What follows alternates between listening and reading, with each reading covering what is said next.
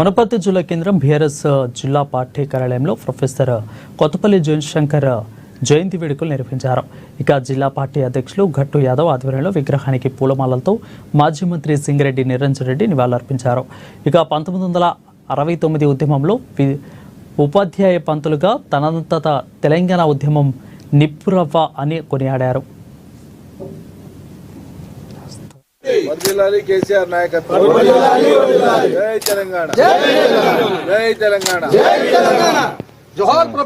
తెలంగాణ కోసం జీవితాంతం పరితపించినటువంటి కర్మయోగి ప్రొఫెసర్ జయశంకర్ గారి యొక్క జన్మదిన సందర్భంగా మరోసారి వారిని మన్నం చేసుకుంటూ నివాళులు అర్పిస్తూ, జయశంకర్ గారు అణువణువు ఉచ్ఛ్వాస నిశ్వాస అంతా కూడా తెలంగాణే జీవితమై బ్రతికినారు, ప్రబోధించినారు, బోధించినారు.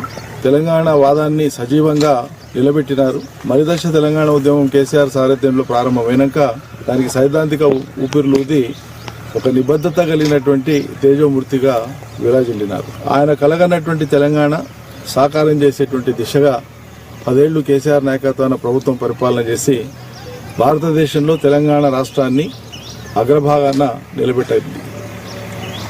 ఇవాళ రాష్ట్రంలో తెలంగాణ ప్రాంతంలో ఇవాళ ఈ రాష్ట్రంలో కాంగ్రెస్ ప్రభుత్వ హయాంలో జరుగుతున్నటువంటి పరిణామాలను జయశంకర్ గారు ఎక్కడున్నా వారు కనుక గమనిస్తూనే ఉండింటారు.